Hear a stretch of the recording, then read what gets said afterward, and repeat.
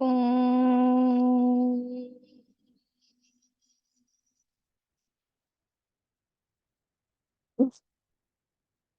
ॐ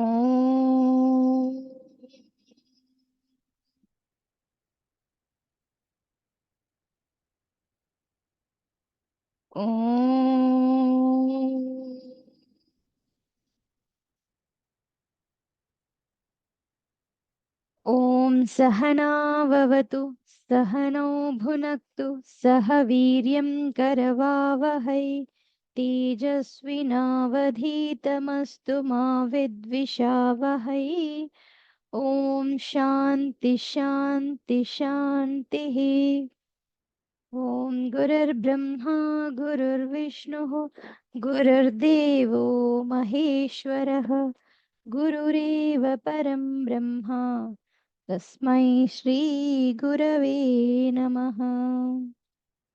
ॐ पार्थाय प्रतिबोधितां भगवता नारायणेन स्वयं व्यासेन ग्रथितां पुराणमुनिना मध्ये महाभारतम् अद्वैतामृतवर्षिणीं भगवतीम् अष्टादशाध्यायिनीम् अम्ब त्वामनुसन्दधामि भगवद्गीते भवद्वेषिणीम्। ఈరోజు ఏం చేద్దామంటే ఫస్ట్ చాప్టర్ నుంచి స్టార్ట్ చేశాం కదా, ఒక్కొక్కరిని అన్మ్యూట్ చేస్తూ ఉంటాను. సో వీలైనంత వరకు చెప్తూ ఉండండి, ఆర్ చెప్పాలనుకున్న వాళ్ళు హ్యాండ్ రైజ్ చేయొచ్చు. ఫస్ట్ శ్లోక నుంచి ట్రై చేద్దాం. ఓకే, స్టార్ట్ చేస్తాను నేను, తర్వాత మీరు కంటిన్యూ. ఓం శ్రీకృష్ణ పరబ్రహ్మణే నమః. శ్రీమద్భగవద్గీతా అథ ప్రథమోऽధ్యాయः. అర్జున విషాద యోగः. ధృతరాష్ట్ర ఉవాచ ధర్మక్షేత్రే కురుక్షేత్రే సమవేతాయుయుత్సవः మామకాః పాండవాశ్చైవ కిమకుర్వత సంజయ. ఓకే, స్లోగా రాగంతో విసర్గలు మిస్ అవ్వకుండా జటా ఒత్తు అక్షరాలు పలుకుతూ నిదానంగా చెప్పండి. Okay, right. మధులత గారు సెకండ్.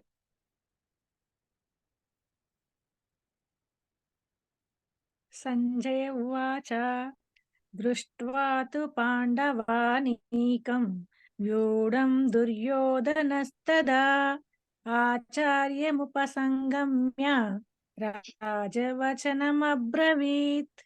రైట్. సంగీత third.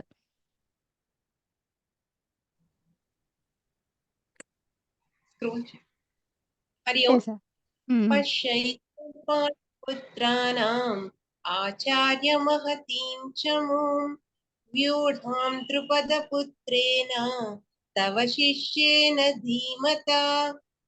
Right. Excuse Saritha me, గారు.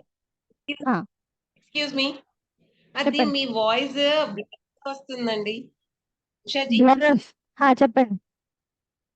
బ్లడ్ వస్తుంది, లేకపోతే ఇట్లా డ్రాగ్ అవుతుంది, వాయిస్ క్లియర్ గా లేదు. మీ దగ్గర నెట్వర్క్ ఇష్యూవా? మా దగ్గర. ఓకే ఓకే, ఒక్క నిమిషం. మిగతా వాళ్ళకి కూడా అలాగే ఉందా?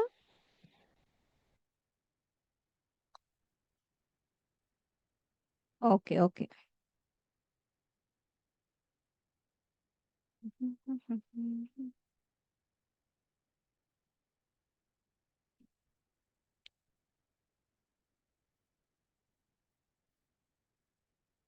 హరి ఓం.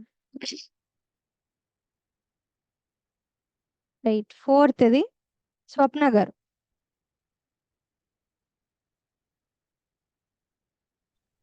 అత్ర శూరో మహేశ్వాస భీమార్జున సమాయుధి యుయుధానో విరాటచ్చ ద్రుపదచ్చ మహారథః. రైట్. 5th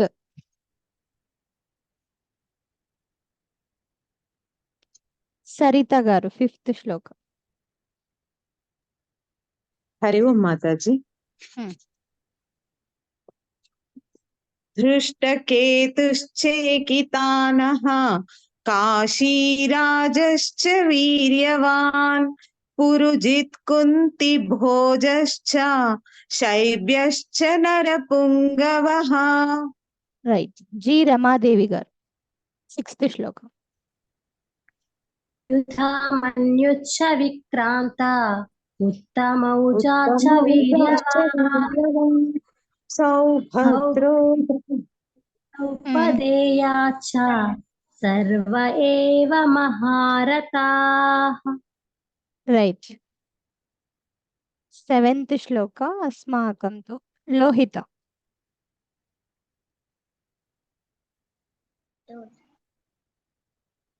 अस्माकं तु विशिष्टाये तानि बोध द्विजोत्तमा नायका मम सैन्यस्य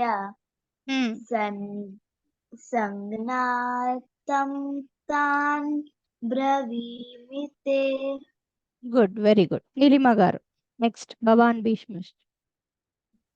భవాన్ భీష్మశ్చ కర్ణశ్చ కృపశ్చ సమితింజయః అశ్వత్థామా వికర్ణశ్చ సౌమదత్తిస్తథైవ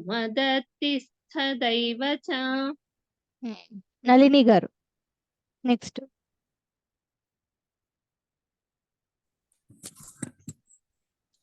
అన్యే చ బహవః శూరాః మదర్థే త్యక్తజీవితాః నానాస్త్రస్య ప్రహరణాః సర్వే యుద్ధ విశారదాః. నెక్స్ట్ అపర్యాప్తం స్వప్న పెద్ది గారు.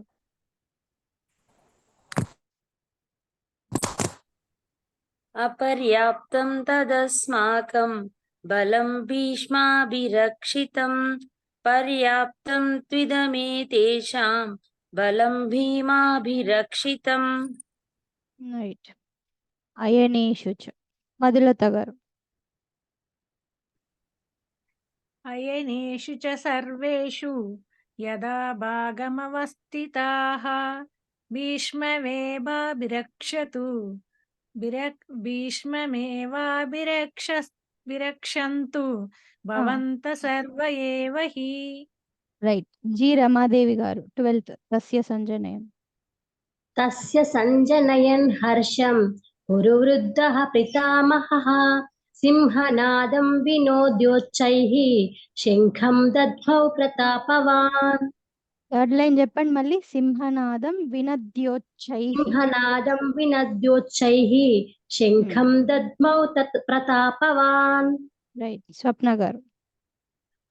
తతః శంఖచ్చ భైరచ్చ పనవానగ గోముఖః సహాసైవ యహంత సశబ్దస్తు మలోభవత్.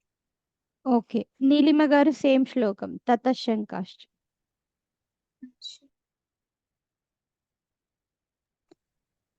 తతః శంఖాశ్చ భీర్యశ్చ పనవానక గోముఖాః సహసైనాభ్యహన్యంత సశబ్దస్తు ములోభవత్. ఓకే. థర్డ్ లైన్ చెప్పండి. సహసైవాభ్య హన్యంత. సహసైనాభ్య అనుంది మేడం. నా కాదు, ఇది వా. ఓకే, కరెక్ట్ చేసుకుంటా.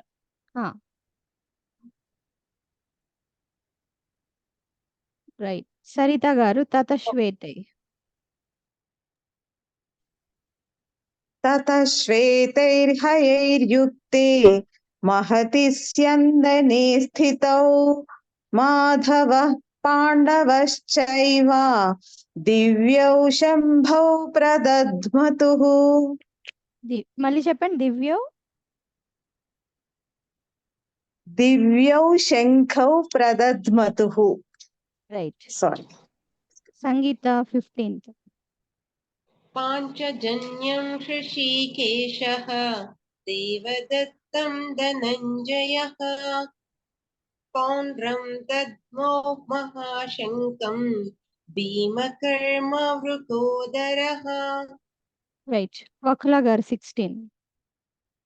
అనంత విజయం రాజా కుంతీపుత్రో యుధిష్ఠిరः నకులः సహదేవాశ్చ సుఘోషమణిపుష్పకౌ. రైట్. సుమా గారు కాశ్యశ్చ. काश्यच्च परमेश्वासः शिखण्डी च महारथः दुश्चद्युम्नो विराटच्च सात्यकी च पराजितः. రైట్. కళ గారు సేమ్ కాశ్యశ్చ.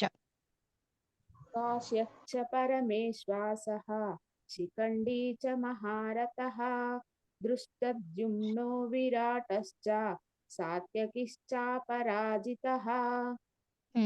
లహరి గారు ద్రుపదో. ద్రుపదో ద్రౌపదేయాచ సర్వశః పృథివీపతే సౌభద్రచ్చ మహాబాహుః శంఖాన్ దద్ముః పృథక్ పృథక్. థర్డ్ లైన్ మళ్ళీ చెప్పండి. సౌభద్రశ్చ మహాబాహుః. సౌభద్రచ్చ మహాబాహుః. రైట్. శాలిని గారు సేమ్ ద్రుపదో ద్రౌపదేయ.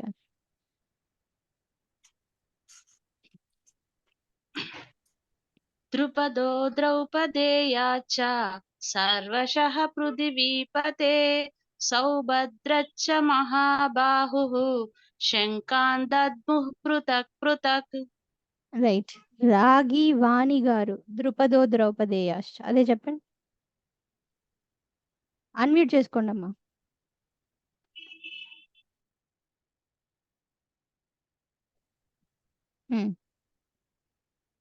ద్రుపదో ద్రౌపదేయాచ సర్వశః పృథివీపతే సౌభద్రచ్చ మహాబాహుః శంఖాన్ దద్ముః పృథక్ పృథక్. రైట్. రజిత అల్లంకి గారు 19th శ్లోకం. సఘోషో. సఘోషోధార్తరాష్ట్రాణం హృదయాని వ్యదారయత్ నభశ్చ పృథివీం చైవ తుములో వ్యమనాదయన్. రైట్. వాణి కలికోట గారు అని ఉంది. చెప్పండి. సఘోషో.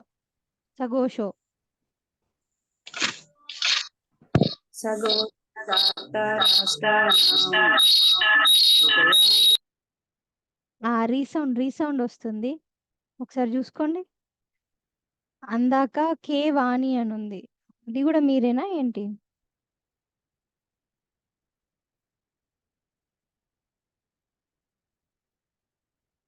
కేశవ అని ఉంది, చెప్తారా? ఎవరైనా ఉన్నారా? కేశవ. సఘోషో.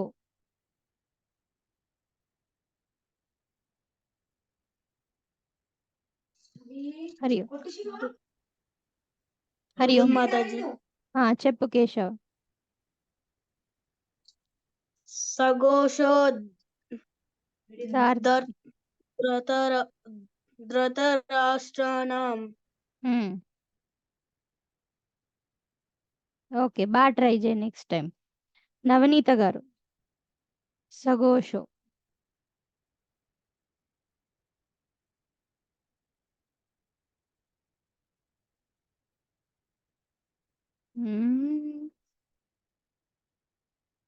ఓకే. శాలిని గారు సఘోషో. సఘోషో దాత్తరాష్ట్రాణం హృదయాని వ్యదారయత్ నభచ్చ పృథివీం చైవ తుములో వ్యనునాదయన్.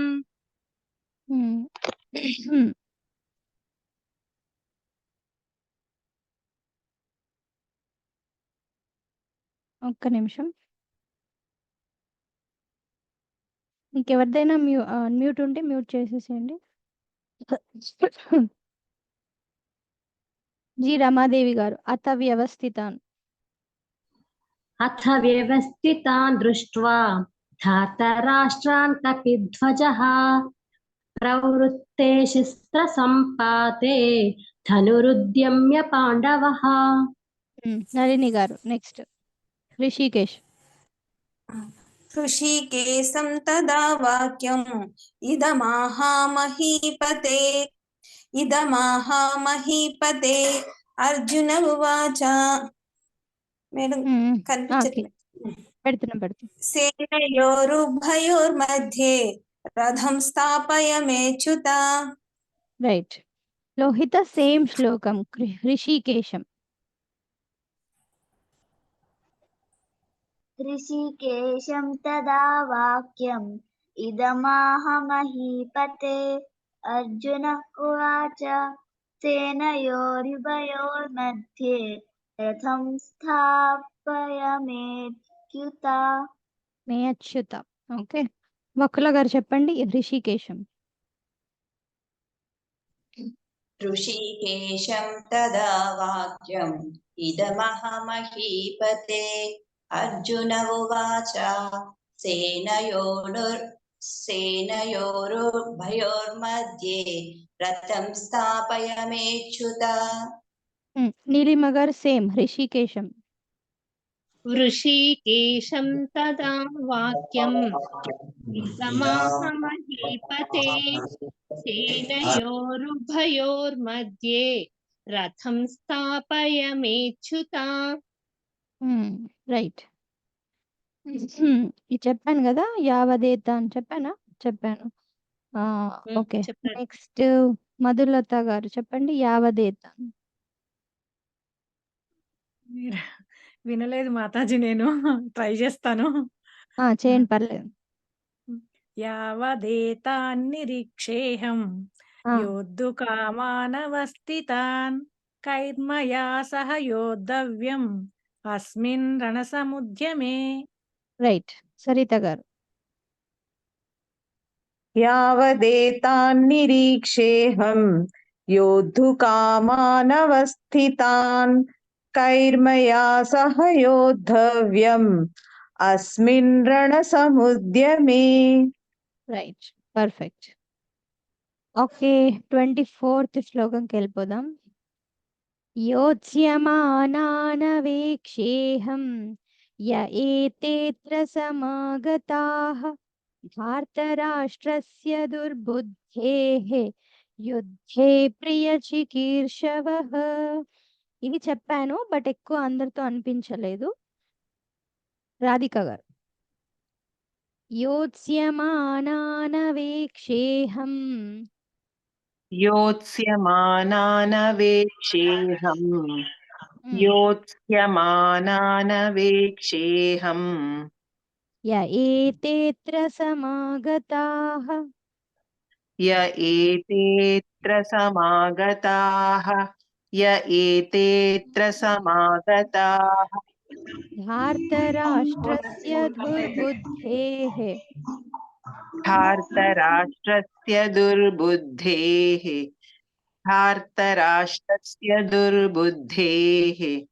యుద్ధే ప్రియచికీర్షవః.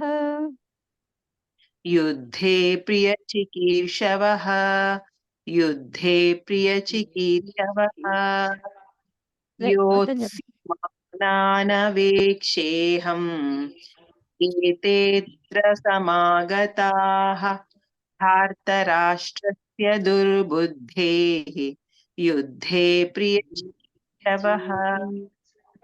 నీలిమ గారు. యోత్స్యమానానవేక్షేహం య ఏతేత్ర సమాగతాః ధార్తరాష్ట్రస్య దుర్బుద్ధేః యుద్ధే ప్రియచికీర్షవః. రైట్. కళ గారు. योत्स्यमानानवेक्षेहं य एतेऽत्र समागताः धार्तराष्ट्रस्य दुर्बुद्धेः युद्धे प्रियचिकीर्षवः రైట్ రమాదేవి గారు జీ రమాదేవి योत्समानानवेक्षेऽहं य एतेऽत्र समागताः धार्तराष्ट्रस्य दुर्बुद्धेः युद्धे प्रियचिकीर्षवः యా ఓకే నెక్స్ట్ సంజయ ఉవాచ సంజయ ఉవాచ ఏవముక్తో ఋషికేశః గుఢాకేశేన భారత సేనయోరుభయోర్मध्ये స్థాపయిత్వా రథోత్తమం. రాధిక గారు సంజయ ఉవాచ సంజయ ఉవాచ ఏవముక్తో హృషీకేశః ఏవముక్తో హృషీకేశః ఏవముక్తో హృషీకేశః గుడాకేశేన భారత గుడాకేశేన భారత గుడాకేశేన భారత సేనయోరుభయోర్मध्ये సేనయోరుభయోర్मध्ये సేనయోరుభయోర్मध्ये స్థాపయిత్వా రథోత్తమం స్థాపయిత్వా రథోత్తమం స్థాపయిత్వా రథోత్తమం. చెప్పండి. ఏవముక్తో హృషీకేశః గుడాకేశేన భారత సేనయోరుభయోర్मध्ये స్థాపయిత్వా రథోత్తమం. రైట్ శృతి. సంజయ ఉవాచ ఏవముక్తో హృషీకేశః గుడాకేశేన భారత సేనయోరుభయోర్मध्ये స్థాపయిత్వా రథోత్తమం. మధులత గారు సంజయ ఉవాచ ఏవముక్తో వృషీకేశః గుడాకేశేన భారత సేనయోరుభయోర్मध्ये స్థాపయిత్వా రథోత్తమం. సరిత గారు ఏవముక్తో హృషీకేశః గుడాకేశేన భారత సేనయోరుభయోర్मध्ये స్థాపయిత్వా రథోత్తమం. రమాదేవి గారు జీ రమాదేవి. ఏవముక్తో హృషీకేశః గుడాకేశేన భారత సేనయోర్భయోర్मध्ये స్థాపయిత్వా రథోత్తమం. రైట్ నెక్స్ట్ శ్లోక. భీష్మద్రోణ ప్రముఖతః సర్వేషాం చ మహీక్షితాం ఉవాచ పార్థ పశ్యైతాన్ సమవేతాన్ కురునితి. రాధిక గారు భీష్మద్రోణ ప్రముఖతః భీష్మద్రోణ ప్రముఖతః భీష్మద్రోణ ప్రముఖతః సర్వేషాం చ మహీక్షితాం సర్వేషాం చ మహీక్షితాం సర్వేషాం చ మహీక్షితాం. ఉవాచ పార్థ పశ్యైతాన్ ఉవాచ పార్థ పశ్యైతాన్ ఉవాచ పార్థ పశ్యైతాన్ సమవేతాన్ కురునితి. సమవేతాన్ కురునితి సమవేతాన్ కురునితి. భీష్మద్రోణ ప్రముఖతః సర్వేషాం చ మహీక్షితాం ఉవాచ పార్థ పశ్యైతాన్ సమవేతాన్ కురునితి. రమాదేవి గారు భీష్మద్రోణ ప్రముఖతః సర్వేషాం చ మహీక్షితాం ఉవాచ పార్థ పశ్యైతాన్ సమవేతాన్ కురునితి. శృతి. భీష్మద్రోణ ప్రముఖతః सर्वेषां च महीक्षिताम् उवाच पार्थ पश्यैतान् समवेतान् कुरूनिति సరిత గారు. भीष्मद्रोणप्रमुखतः सर्वेषां च महीक्षिताम् उवाच पार्थ पश्यैतान् समवेतान् कुरूनिति। స్వప్న పెద్ది గారు. भीष्मद्रोणप्रमुखतः सर्वेषां च महीक्षिताम् उवाच पार्थ पश्यैतान् समवेतान् कुरूनिति నీలిమ గారు.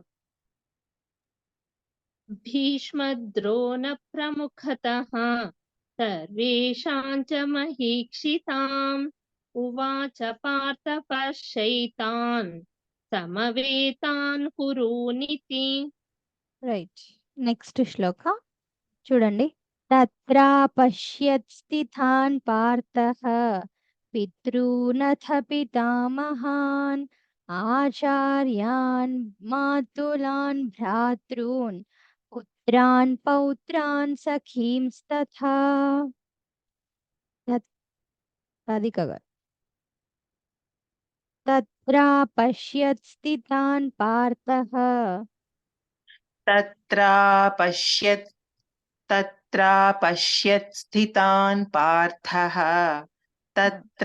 पश्यत् स्थितान् पार्थः పితॄనథ పితామహాన్ पितॄनथ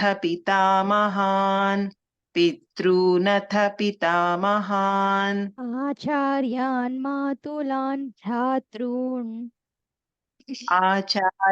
మాతులాన్ భ్రాతॄన్ आचार्यान् मातुलान् भ्रातॄन् పుత్రాన్ పౌత్రాన్ సఖీంస్తథా. पुत्रान् पौत्रान् सखींस्तथा చెప్పండి. तत्रा पश्यत् स्थितान् पार्थः पितॄनथ पितामहान् आचार्यान् मातुलान् भ्रातॄन् पुत्रान् पौत्रान् सखींस्तथा. రైట్. నళిని గారు. तत्रा पश्यत् स्थितान् पार्थः पितॄनथ पितामहान् आचार्यान् मातुलान् भ्रातॄन् पुत्रान् पौत्रान् सखींस्तथा. వకుల గారు. तत्रा पश्यत् स्थितान् पार्थः पितॄनथ पितामहान् आचार्यान् मातुलान् भ्रातॄन् पुत्रान् पौत्रान् सखींस्तथा. రైట్. స్వప్న గారు. तत्रा पश्यत् स्थितान् पार्थः पितॄनथा पितामहान् आचार्यान् मातुलान् भ्रातॄन् భ్రాతృన్ చెప్పండి. आचार्यान् मातुलान् भ्रातॄन् पुत्रान् पौत्रान् सखींस्तथा. లహరి గారు.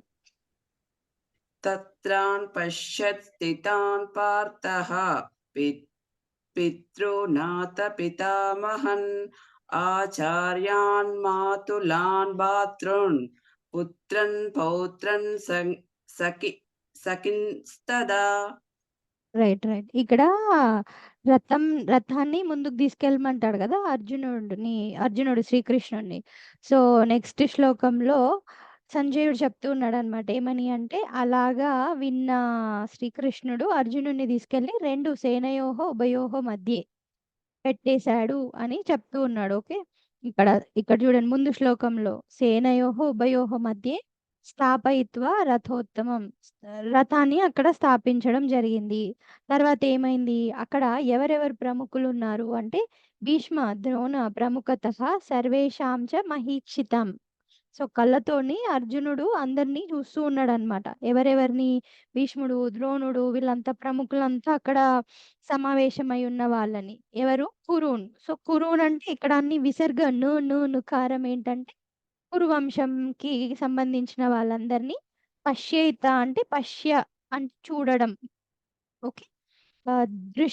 దృశ్య అన్న దృష్టి అన్న పశ్యేత అన్న చూడడం అన్నమాట. పశ్య. సో ఇక్కడ ఇంకా చూస్తూ ఉన్నాడు ఎవరెవరిని? తత్ర అపశ్యత్ స్థితాన్ పార్థః. అక్కడ ఉన్న వాళ్ళందరినీ చూస్తూ ఉన్నాడు. చూసుకుంటూ ఎవరెవరు ఉన్నారంటే పితృణత పితామహాన్ అంటే మన పితృ సంబంధించిన వాళ్ళంతా ఎవరెవరైతే మన ఏమంటారు పితృ సమానులైన వాళ్ళంతా ఉన్నారు. ఓకే. దెన్ ఆచార్యాన్ వాళ్ళ ఆచార్యులు. మాతులాన్ అంటే మామయ్యలు అన్నమాట. ఓకేనా. సో తల్లికి సంబంధించిన బంధువులందరూ మాతులాన్. భ్రాతృన్ భ్రాతః అంటాం కదా మనం. భ్రాతః అంటే తమ్ముళ్ళు, సోదరులు. సో భ్రాతృన్ తమ్ముళ్ళందరూ ఉన్నారు. అంతేకాకుండా పుత్రాన్ అర్జునుడు, పాండవులు వీళ్ళందరికీ సంబంధించిన కురువంశంకి సంబంధించిన పిల్లలు కూడా. సో పిల్లల సమానులైన వాళ్ళు కూడా ఉన్నారు. దాని తర్వాత పౌత్రాన్ పౌత్రాన్ అంటే ఏంటి? పుత్రులు అంటే కొడుకులు వరుస అయిన వాళ్ళు. పౌత్రాన్ మనుమళ్ళ వరుస అయిన వాళ్ళు. అంతేకాకుండా సఖీం స్నేహితులందరూ కూడా ఉన్నారు. సో పుత్రాన్ పౌత్రాన్ సఖీం తత. అక్కడ అర్జునుడు తండ్రులని, తాతలని, ఆచార్యులని, మేనమామలని, తమ్ముళ్ళని, తర్వాత కుమారులని, మన్మళ్ళని, అన్నతమ్ముళ్ళందరూ అందరినీ చూడడం జరిగింది అని చెప్తున్నారు.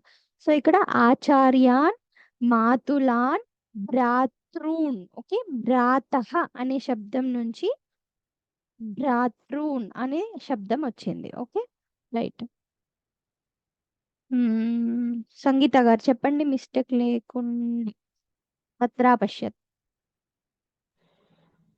తత్ర పశ్యత్ స్థితాన్ పార్థః పితృనద పితామహన్ ఆచార్యాన్ మాతులాన్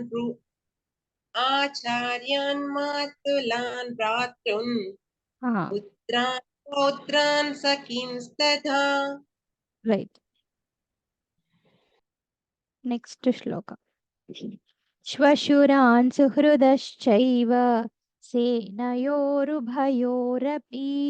తాన్ సమీక్ష్య స కౌంతేయః సర్వాన్ బంధూనవస్థితాన్.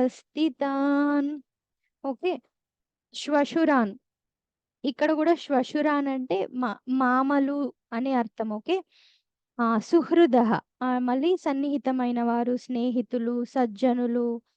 చ సుహృద ప్లస్ చ ప్లస్ ఏవ అవుతుంది ఇది. ఓకే. సుహృదశ్చైవ.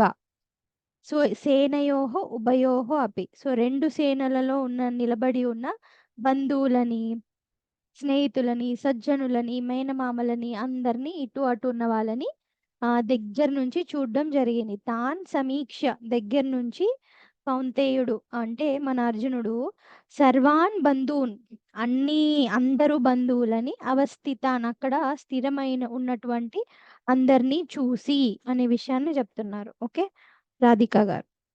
శ్వశురాన్ సుహృదశ్చైవ స్వశురాన్ సుహృదశ్చైవ సేనయోరుభయోరపి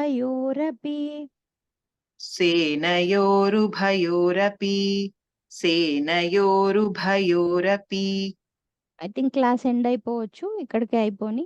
తాన్ సమీక్ష స కౌంతేయః సర్వాన్ బంధూనవస్థితాన్. ఓకే. సో రేపు మనం ఇక్కడ వరకు జరిగిన మీనింగ్ ఏదైతే ఉందో అది నేను ఎక్స్ప్లెయిన్ చేస్తాను. ఓకేనా. తర్వాత స్పెషల్ టాపిక్ అక్కడ నుంచి స్టార్ట్ అవుతుంది.